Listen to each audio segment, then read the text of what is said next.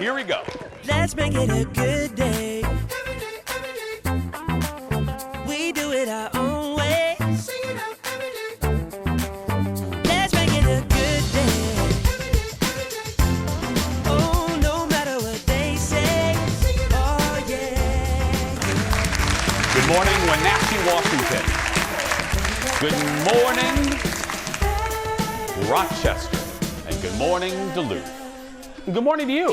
Welcome to the Jason Show. I'm Jace. Please say hello to my sidekick sister from another mister and Ronnie's roller skating rinks employee of the month, Kendall Mark. I can't roller skate, but I can sell you some skates. Woo! I love roller skating. I loved it when I was a kid.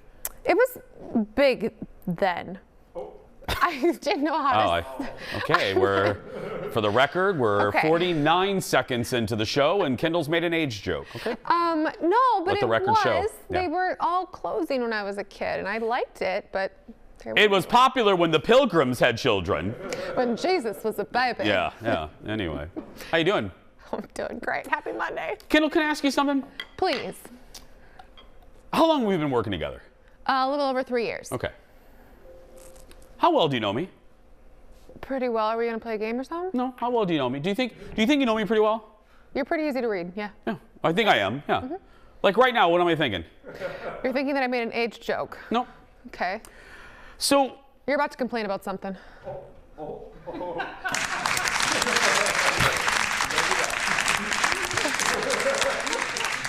It's the hand slide. She does know me well. Okay. So, Kendall, let me talk to the audience. Hi. You guys know that other than being the delightful sidekick of this program, and then she's also Traffic Tina, beep, beep, for the Fox 9 Morning News, Kendall, a portion of her job is she schedules shoots for us to go on, future stories for all of you to enjoy. She sets them up. She gives me the email, and then I go off and I write a bull or whatever she signs me up for. Oh, that's a good idea. Yeah. So I heard. I came in today, and you know where this is going. You've just figured out what I'm getting ready to say. So I get in this morning, and I have my little coffee talk with executive producer Jeff.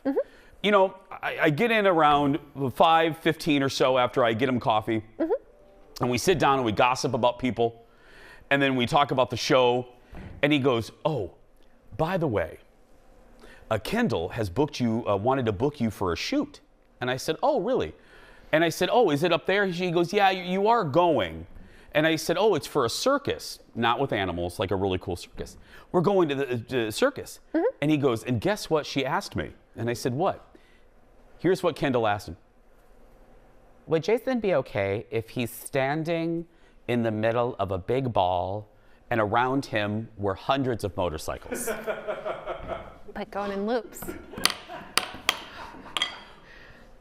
To quote Still Magnolias, "Are you high, Clarice?" What part of Jason inside of a ball with motorcycles running around that ball, what part of that did you think I would say yes to? Well, I almost signed up Ted for it, but then I thought, well, Jason would be Well, Ted really I don't care about. entertaining That's to do fine. this. Ted can do it. Yeah. In my defense, we have a show, an hour to fill. I mean, that could at least fill 2 segments. One part you get in, the second part you might not make it out. We'll see what happens. Yeah. As they say in the old country, I shan't be doing that. I shan't. No part of that seems appealing to me. I don't think it's covered in our Fox insurance policy. Oh, I talked to Mim. It's fine. She approved the whole Of course she does. She wants to off me. So it's fine. I mean, you know. But I appreciate the thought. I appreciate you wanting quality entertainment for the masses. Yes. But I shan't be putting myself in a giant ball and having motorcycles drive around that ball. That's okay. You're breakdancing instead. Great. I shan't be doing that either. But yeah, thank you. You're welcome. I just love that that was the beginning of my day. You'll never believe what Kendall wanted you to do. Just wait until next week's shoot. Yeah, well, again, I have a way of fixing those mistakes when I get there. Let's get started, everybody. It's time for the hot news. Here we go.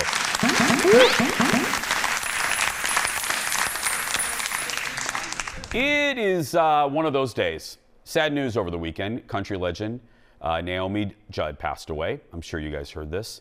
According to her daughter, they lost their mother to the disease of mental illness. It came this is just what just breaks your heart more than anything. It came just one day before she was set to be inducted into the Country Music Hall of Fame. Her daughters accepted on her behalf. Naomi and Winona had recently reunited. We covered this. We showed it to you guys at the Country Music Awards for the first time in decades. Naomi was just 76 years old. And here's the ceremony right there. There's Ashley. And Winona gets up there. Winona trying to bring a little bit of levity. She gets to the podium and she says, you know, I didn't really plan a lot to say because I knew that Mom would talk the most. And the audience, it was funny, the audience, they started to laugh, and then when they saw that it was all right to laugh, they really laughed, because it was a good line to kind of give everyone a breather, to let them know that it was all right to laugh. It is, when I think of Naomi Judd, you know, I was around back in the olden days.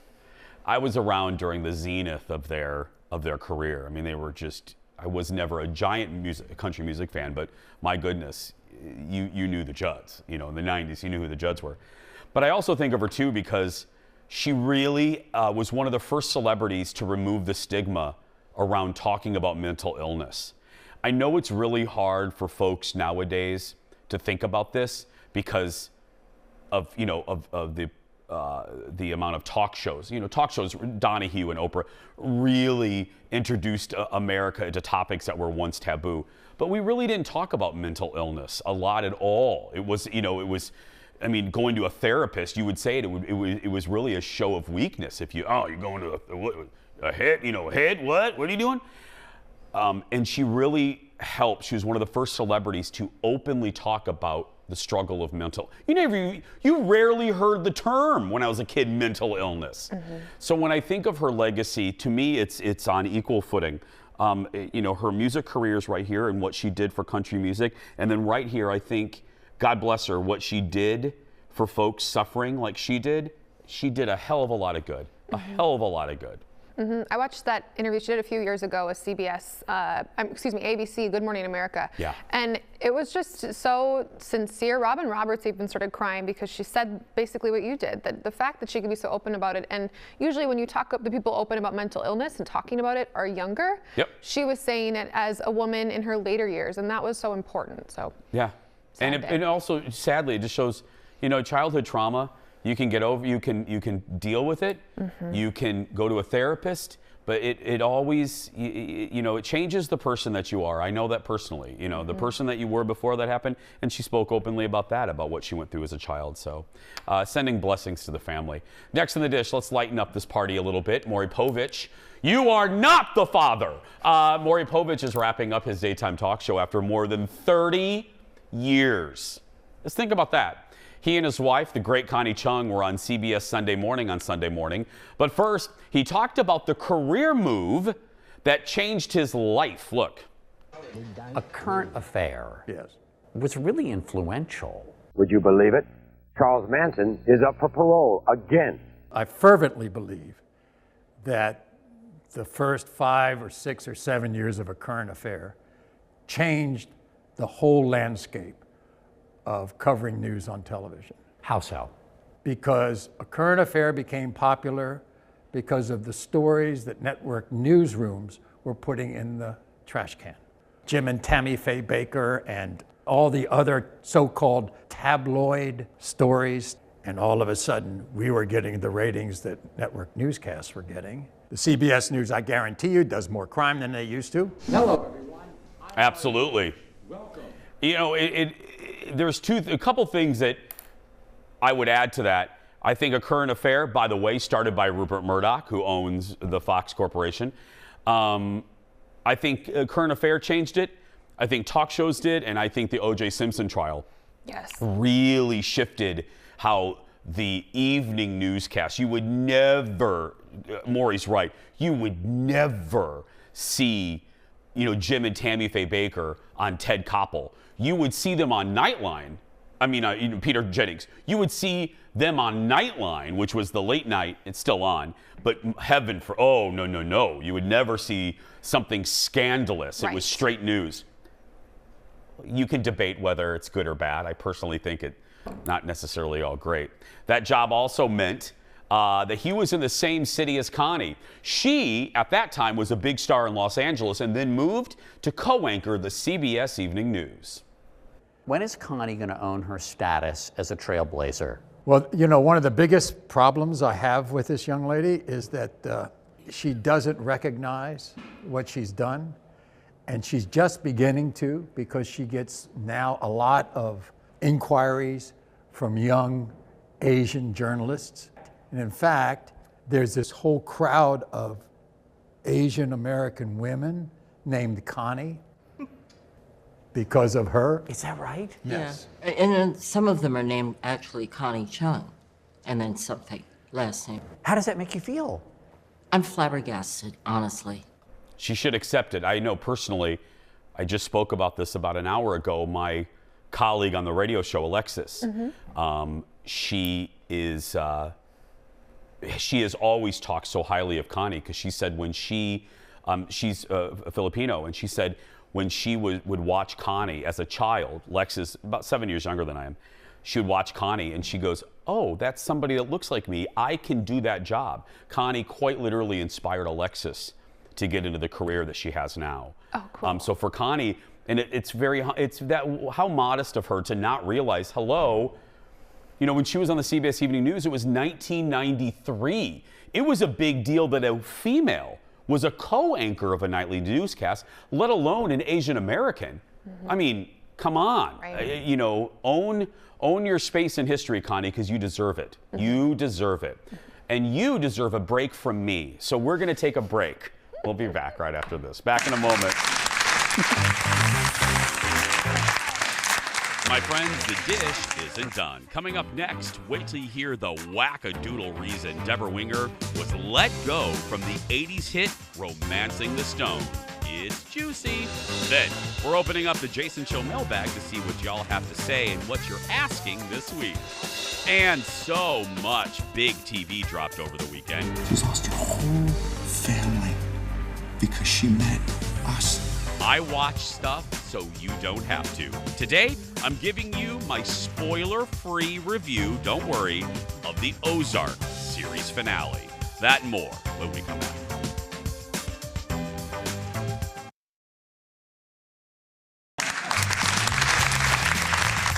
Monday, in 1 week, our studio audience will return. It's going to be fun. Oh, yeah. 2 years. Welcome back. We're all dealing with higher gas prices right now. You're thinking to yourself, Jason's reading the news? What the hell? Anyway, no, just watch. But Shaquille O'Neal thinks he has a solution. John Oliver shared Shaq's theory on Last Week Tonight, and that is our late night rewind. And now, Shaquille O'Neal can't stop explaining how to save money on gas. I didn't want to get a certain vehicle because of the amount of gas I would have to spend. It cost like $80 to fill it up. And he said, then you said, when it gets to half, then you put $20, you bring it back to full. You're complaining about when it gets to zero, you spend 80, right? When it gets to half, you put 20. Then when it get back to half, you put 20. Yeah, but I'll keep stopping, putting 20 in, and it'll be cool 80, the same amount of gas. I already paid the 80, right? Yep. And when I get to half... Now you're out of gas. No. When I get to half, that's Valdosta, right? Okay. Now I'm gonna have 20. But if you let it get to half by Wednesday, then you pay 20. No, it won't get to half by... Right, but Wednesday it's gonna be 40, and then on Friday it'll be 40. Not 40, 20. Yeah. If I'm at half, I don't wanna keep driving. But where you driving? Shut it up. Half of 80 is 40. But no, listen to what I'm saying. I didn't. When you get to half, spend 20 and fill it back up, boo-boo. That's my point. When I get to half, I'm gonna put 20. That's gonna bring it to the full. If I'm at half and I keep driving, I'm gonna go down. But if I'm at half and I get 20, where you driving matters.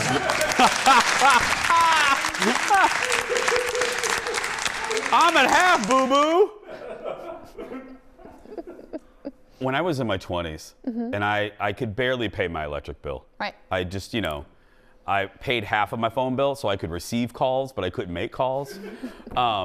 I would only put in like $5. That's why that really tickled me. I rarely filled up my gas tank because I just didn't have the money. Oh, yeah, you'd always put I remember this too. You'd put in $10 and be like, well, that'll get me a few days. And I would watch the odometer, you know, of like, oh, please, Jesus, let me get to the next exit. And your butt's clenched and you're driving, you're like, oh, please, just let me get to the gas station. Definitely can't afford a tow. Yeah, exactly. It's time for a special serving, a hot dish all the way from Hollywood. Please give it up for Jacob Wasserman from TMZ. Hi, Jacob. Hey, how's it going, Jason? Good, buddy. First up, the Doctor Strange sequel had a leak over the weekend. What happened? So there was some footage. It was kind of grainy footage that spread on social media like wildfire, and it showed John Krasinski appearing to be Mr. Fantastic, so playing right beside Doctor Strange. As we know, the movie's coming out later this week, and of course, having a guy like John Krasinski in, I mean, it's going to be a fantastic film. This seems like a surprise to a lot of people, and even though a lot of people were sharing this video and these photos of this leaked footage on social media, it seemed like Disney was not happy about it because there's been a lot of footage taken down. But I mean, since social media kind of did its thing, it looks like John Krasinski is going to be in this film. And right now it's anticipated to be just as big as the new Spider-Man sequel that came out a few months ago. So it should be a big blockbuster hit. Yeah, and if you are watching and you don't speak fluent nerd like us, Mr. Fantastic is part of the Fantastic Four, and there's a new Fantastic Four movie coming out, so that's why this is a big deal. Jacob, I just wanted to translate for the people that may not speak our language. You did a great job. I should have clarified. Thank you. Next up, hey, you guys did some investigating about a potential fake phone call from Selling Sunset. What? Yeah, so with those of you who watched Selling Sunset, there was a big, there was kind of a controversial moment where Jason Oppenheim was caught on an alleged fake phone call. It looked like he was speaking to a client. But again, as the social media investigators looked into it a little bit more, it looked like he was doing a fake phone call because he had his camera screen put up on his iPhone. But we spoke to Jason, and this was our field reporter who talked to him on Tuesday, and she put him to the test. She said, hey, there's this theory going around. Can you prove us wrong? And he said, actually, I can. So he called his assistant, and while he called his assistant, he went to his camera roll. And I mean, it proved himself right. It seems like you could go, I guess, on your camera screen, which he did accidentally, while also having a phone call. So all these people that are calling Jason a liar, I mean, hey, I think he proved us wrong. What? Selling Sunset might not be entirely factual? Okay, Hey. Finally, this is a very serious story, everyone.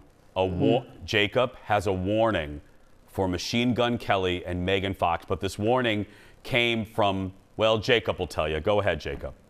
So as some of you might recall, Machine Gun Kelly and Megan Fox, they speak very openly about drinking each other's blood. However, we spoke to vampires. That's right, vampires who told us that you cannot, if you're going to share blood, you have to do it safely. And these aren't vampires like the ones that dress up for Halloween. These are people who identify as vampires, who practice in the spirituality of it. I'm still familiarizing myself, but they do drink blood. And they say, listen, while we drink blood, we do it in the safe way possible. As one person told it to us, you know, vampires are not immune to bloodborne illnesses. So they get themselves tested frequently. They make sure if they're withdrawing blood, it's being done by a medical professional, because it can get messy if you do it and you're inexperienced. So hey, if you're gonna drink blood, just do it the right way. Jacob, when little Jacob Wasserman was sitting playing with Legos or whatever, and you thought to yourself of your future, and you thought of your future career in entertainment journalism, did you ever think that you would ever do a TV segment where you had to warn people that not to drink blood from vampires? You know, I actually think you asked me this exact same question when Jeff Bezos was changing or Astra or his space outfit before takeoff. Yes, and I think I'm going to give you the same answer. You know, it's not what I pictured, Jason. Yes. But I just believe that I'm on the right path. You are. You know, I'm sure there will be a lot more. There will be some more quirky stories that come my way, and you just got to kind of roll through the punches. I appreciated the answer then, and I appreciate it now. Jacob Wasserman, everyone. For more of these stories, go to TMZ.com. And kids watching, please, don't drink blood. I weep for the future. Really? We get tested, though. No, are you a vampire? I mean, that was their answer. Is there a coven of you in Red Wing? I did cut my hand once and do a little thing like yeah, sisterhood. Well, yeah, I mean, that's when you're 11 or 7 or whatever. I did that with my friend Tamara Smith. Oh, you were that Yeah, young? we were in a little creek behind. It was when I smoked my first cig and my first and only cig. We were in an inner tube. And she gave me a cig, and then we became blood sisters in the inner tube. Okay, there's so many follow-up questions, but it's fine. But we don't have time. We have another story to do. Next in the dish. Michael Douglas. Hey, here's another story about people sucking blood or something. Michael Douglas isn't the biggest Deborah Winger fan. Neither is Shirley MacLaine. And he has the bite marks to prove it. On Rob Lowe's podcast, Michael revealed they were considering Deborah for a role in Romancing the Stone. But when Michael and the director went out for drinks with Deborah, she bit him. He says that Deborah broke the skin. Then Michael went to the film bosses and broke down in tears, saying he wouldn't work with her because he bit her. She bit him. And then that part went to Kathleen Turner. Look, this happened to us when we interviewed Eric, photographer Eric. We all got tested. He gnawed on Jeff a little bit, but his demo reel was so good. Mm-hmm. We said, Jeff, can you put this aside? Just get your baby shot. Eric promised he wouldn't gnaw on any other staff members, and now look, 7 years later, he's the best among us. And it has a drawer full of puppets. That's right. No, seriously. Why would Deborah, by then, right, Jeff? She'd been nominated or won it. You're an Oscar winner and you're biting people? I learned that you don't bite people when I was 5. I just wonder what was in those drinks. Like they made her go. Great question. Bite someone today. What was in that Mai Tai? Seriously. I don't know. Next to the dish. The second season of The Ultimatum is currently in production, and it will have a much different look from season 1. You may remember season 1 featured 6 couples all in their 20s, and they were on the cusp of either getting engaged or breaking up. The creator of the show says that season 2 will feature an all LGBTQ cast in their mid-30s. Send in the gays! If you need to get caught up, season 1 is available on Netflix. Wow. This could be good. Mm-hmm. But now we wondered in our meeting, is it going to be like, because it's all about swapping. Right. So is it going to be a mix of like gay, like the whole rainbow? Or going to be some lesbians up in there? Is it going to be some gay men up in there? I don't know. Transphobe? It's going to be the whole. I cannot wait. I'm very, very excited about this. All I know is I feel like it's going to make the show 10 times better. I just said a great name for a show. What? Lesbians up in there. Get the lesbians. This fall on Fox. The Ultimatum. That's the right. lesbians up in there. Hey, before we go, some sad news to pass along this morning about a former member of the Jason Show family. We just found out this morning that Connie Boland passed away recently. Connie, if you've been with us for a very long time, Connie was the first ever audience coordinator that we had when the show started. Now, her main job was the executive assistant to our station general manager, Sheila Oliver. This photo is from Connie's last day at the station before she retired in May of 2016. I can speak for everyone. You know, our staff has basically been here since the beginning. Connie not only was the audience coordinator, but she was in all the development meetings for the show. She piped in when she, had some ideas. She knew how to wrangle me. She accepted no tood from me, nor would I give it back to her. She could look at me like this and just, and she literally would point at me and I backed down.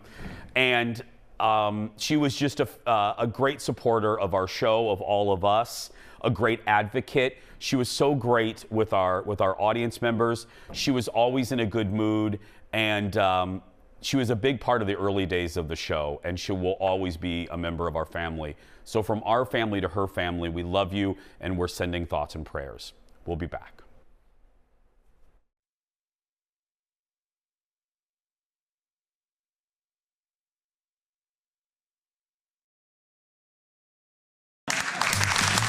Welcome back.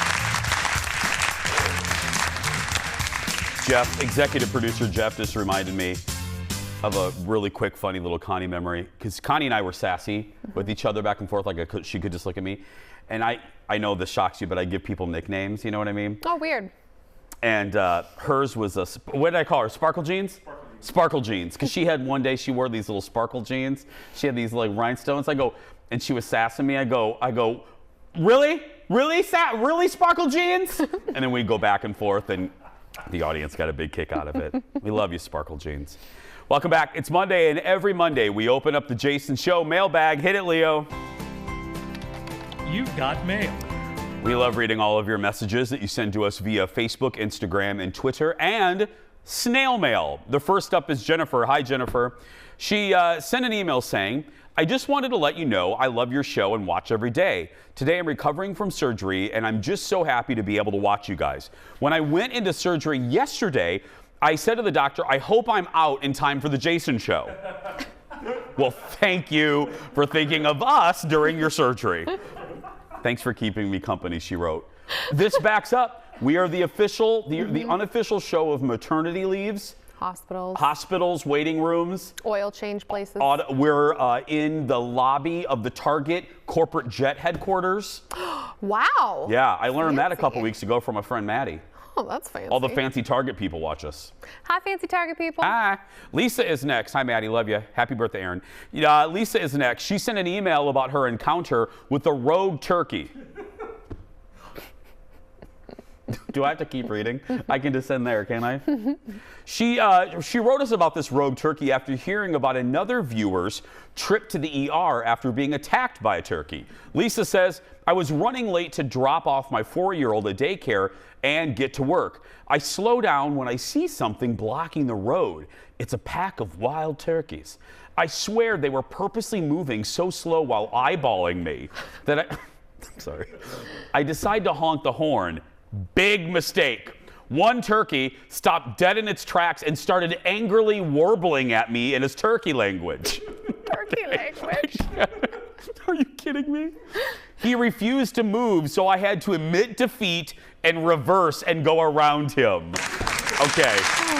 She may win. That may be best email of the day. In his native turkey language. I couldn't understand him. So I had to admit defeat.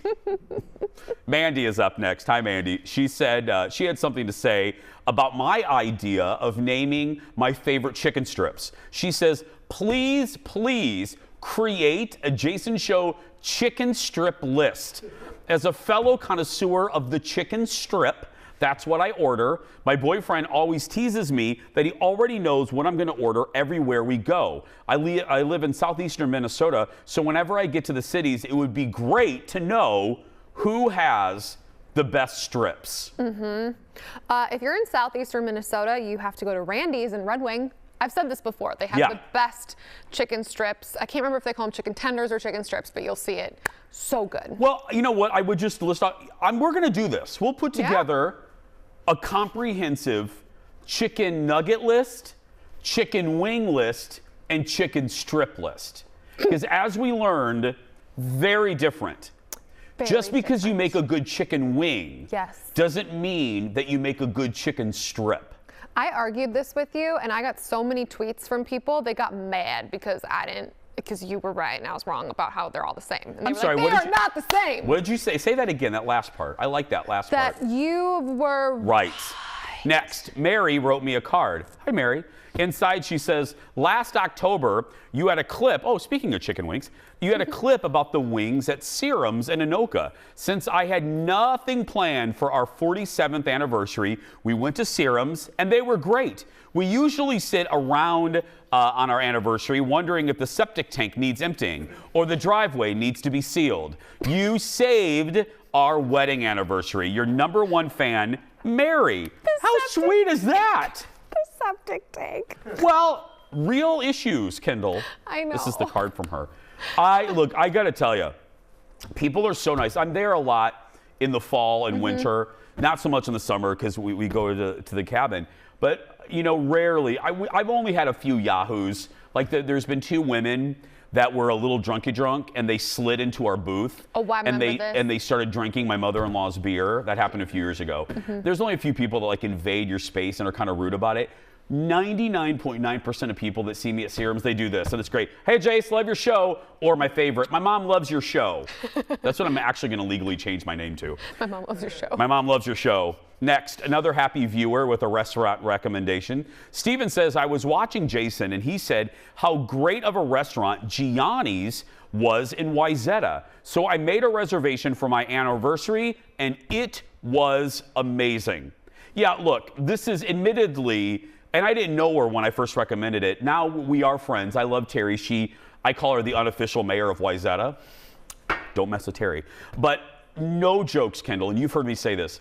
I've gone a lot of places in the country. I've eaten a lot of good steaks. No matter where I go, no steak will ever beat Gianni's, period. Do they have that great, is that a patio or are they They have an close to the amazing water? patio too, yeah. I've heard about Again, that too. Terry got that patio done, girl. She's like, she gets it done. Yeah, it just opened for the season. It's beautiful. Cool. It's a great event place. And just have a cocktail too. Next, another Steven. Hi, Steven. He says, I'm in Seattle waiting to watch the Jason Show. I'm from Zimmerman, Minnesota, but in Seattle for the Paul McCartney concert. Steven also shared the TV guide on his TV showing our show. You can see we air after Maury. Okay, now let's see. Let's see what our competition is, Kendall. So we have Hero Elementary, Nick Cannon. Well, that's been canceled. Tamron. Oh, that's a toughie. HSN. Tamron, Sesame Street. We're going up against Mr. Snuffleupagus. Oh, and Pinkalicious. That's next to Sesame Street. I have no idea what that is. Me neither. Pinkalicious? I think it's a kid's show. I think it's hosted by Pink. Anyway. Wouldn't that be funny if she had a kid's show? KIDS. Anyway, you can stay connected with our show on social media. Check us out on Twitter, Facebook, and Instagram to search for Jason Show TV. We have a lot of TV to talk about when we return. Back in a moment.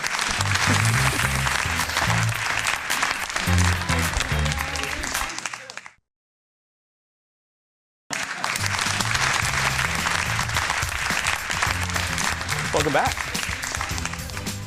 It is do or die time for some TV shows when they're gonna find out soon if they're gonna earn another season. A new article in Cracked.com looks at the 5 sneaky ways out-of-gas sitcoms try to stay on air. When we read this, you'll be like, oh, yes. First up, what's known as the Cousin Oliver syndrome.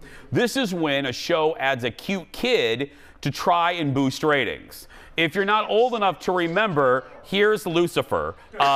Here's Cousin Oliver. He was added to the final season of the Brady Bunch, hoping some fresh blood would boost ratings. It did not, and the show was canceled. Another great example of this is Family Ties. They added little Brian Bonsell. Cosby Show, Raven Simone. They added her. Modern Family did it, and it worked, though. They had little Lily. Yeah, you're right. There are exceptions, but usually kids grew up. The death knell ringeth. Dong, dong. Next on the list. If a child doesn't do the trick, how about a cool teen? Happy Days added Chachi. Why did that make me laugh? And fans of Growing Pains probably remember when a young Leonardo DiCaprio joined the show in its later years. Yeah. There's Kirk Cameron. I'll keep my comments about that to myself. Yeah. He was handsome in that specific image. Kirk Cameron was trending over the weekend, and I clicked on his name. I'm like, oh, that's why. Anyway, yeah, I remember Leonardo DiCaprio. That stayed on for a little while longer, but that is when you kind of get desperate. The next one is very common, stunt casting. Friends was known for this. Remember when Brad Pitt came in as Rachel's enemy, or Reese Witherspoon and Christina Applegate as her sisters, or the entire run of Will and Grace? The entire seasons 3 through 10. Yeah.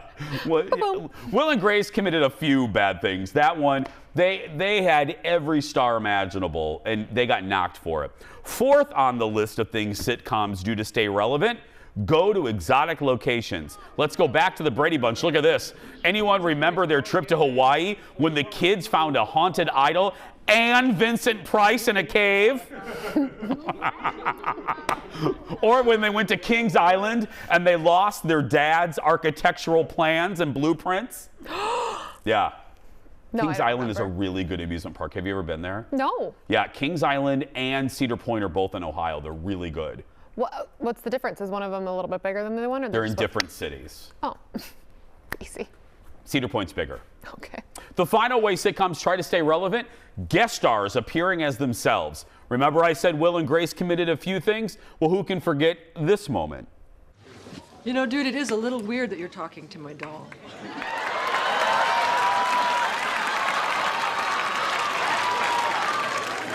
I don't think I need a drag queen to define normal behavior. But I will say this, the look is flawless. Whatever. Okay, now look, I know that they knocked Will and Grace for this, but Will and Grace's writers did do a good job of utilizing the stars. Like, this scene is hysterical. It's funny. Yeah, because now Jack's getting ready to do a share-off. Anyway, that Cher and Will and Grace, that show was known, like I said, for its countless guest stars. Also, when you know a show is in the tanker, when they add Ted McGinley. Who's Ted McGinley? If you Google him, you'll know. Okay. He was at the end of Dynasty, Love Boat, Married with Children, Oh, wow. and a few others. Yeah, whenever Ted McGinley was added to a show, Oh, no. in the crapper. We'll be right back. Back in a moment. Oh, Happy Days. Oh, yeah. Let's make it a good day. We do it our own way. Let's make it a good day. Oh, no matter what they say. Oh, yeah, yeah. By the way, it's probably a good time to tell you, for season 8 of our show, which launches in September, we're adding 8-year-old Trevor to our show. That's right. And his dad will be played by Ted McGinley. Cher might show up too. Oh, and Ollie the otter will be a teenager then, so we'll have a cool teenager too. We will. We could go to Hawaii and do a show. That's right. Are you kidding me? They won't even send us to Coon Rapids. It's not a joke. Not going to say it. Over the weekend, I binged a bunch of shows. And when I say a bunch of shows, I mean I basically watched the internet. Among the shows I watched, the Grace and Frankie finale, part 2 of The Way Down. I'll talk about those later in the week because I have very strong feelings. But first, the show that basically everyone was waiting for, part 2 of the final season of Ozark. Before I give you my thoughts, here's a little bit of the trailer. I'm just sick of having blood on my hands, Wendy. It doesn't bother you? You're so desperate to be the good guy. She's lost her whole family because she met us. Why do you choose everyone else over your family? Don't back out on me when we're almost done. Don't do that to me. Avi dies. Everything that we worked for just falls apart. Welcome to world. Here's the deal. This is a spoiler-free review, so do not turn off the TV if you're in the middle of watching the final season. I have watched the whole kit and caboodle, the whole thing. I've watched the whole thing. I will start with the positive. And again, I'm not going to give plot points. Here's my positive, and that is I am in such awe of the writers for connecting all of these dots. I put it in a visual of, it's like trying to land 17 planes on 17 different runways at the very same time. And you got to make sure this plane doesn't crash into this plane, and you have to make the landing on all of them. The writers do it pretty well. I loved all of the episodes. Now here's what I'll say, and do not worry again. Here's what I will say. I hated the ending. Oh, really? Like the closing couple minutes? The closing couple of minutes. When it was done and the credit came up, directed by, I think, Jason Bateman. When the credit came up, I looked over at Colin and I went, what? Really? Oh, that's what I did. That's giving nothing away. But again, I want to focus on the positive. The episodes are great. There's great things that happen, even in the finale. But I don't want to say anything more. You did say you felt like you just needed a little bit more. That was it. Okay. But people have been loving it. Critics have been loving it. It's just I was bummed. I was really bummed. Okay. But it's not, I don't want to tell people it's a bad finale. Remember, like Dexter was just a bad finale. Right. It's not a bad finale. I just don't like how it ended. The creative choice. That's all. So it's a personal opinion, maybe. Of the last 2 minutes. That's it. Oh. The last 2 minutes. The rest, perfect. They landed all the rest of the planes pretty well. Last 2 minutes, sorry, Charlie. No. Next, I also watched the new limited series that's getting a lot of attention on Netflix, on FX, called Under the Banner of Heaven. It stars Andrew Garfield, who plays a detective investigating a mysterious murder involving a religious cult. Look. Heavenly Father, we ask that we might be instruments in thy hand to fix what we find broken. In the name of Jesus Christ. Amen.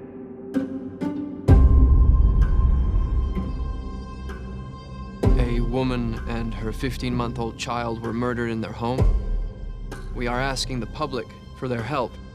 We aren't a community that usually locks its doors. So, for now, we feel it's prudent to err on the side of caution. The evidence points to things and to beliefs that I have only ever heard whisperings about. I don't go digging in the past. And neither should you. Oh. It had such potential. Looks good. It sure does. But it's slow, prodding, and boring, like watching two tortoises try to mate. Okay. We'll be right back.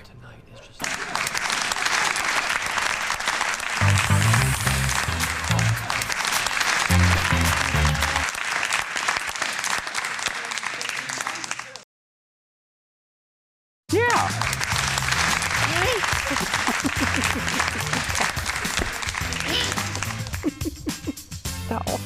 You love me, don't you? Oh, gosh. Just say it. You love me, right? I do love you, but what? It's time for the world's shortest segment. Here we go. Rain didn't slow down local animal lovers on Saturday, including this one. Big crowds turned out for the Walk for Animals in the Minnesota State Fairgrounds. Besides the walk, there were dog games, live music, a pet costume contest, and more. The event raises money for the Animal Humane Society. Here's Kendall and her husband and the rest of the Fox 9 gang at the walk. Way to go, Kendall. It's for my babies in their raincoat. She raised $250,000 all by herself. We'll be right back. Back in a moment.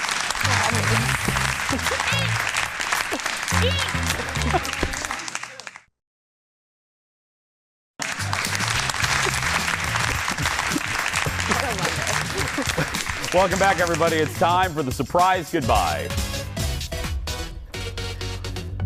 Video you have to see from a baseball game this weekend. Watch as this guy goes for a foul ball in Oakland, only to dump his drink all over his date. Oh, no! Oh! No! To make things worse, the drink also spilled all over her overpriced nachos. See, I would be more mad about the nachos. Oh, one more time. Oh, no!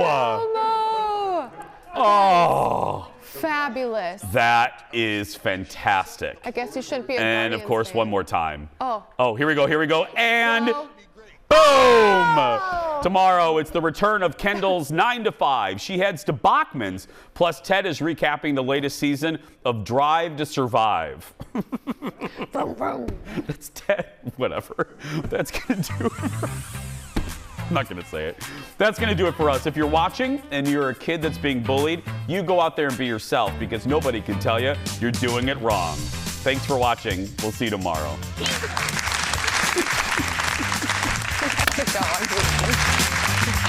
Go on.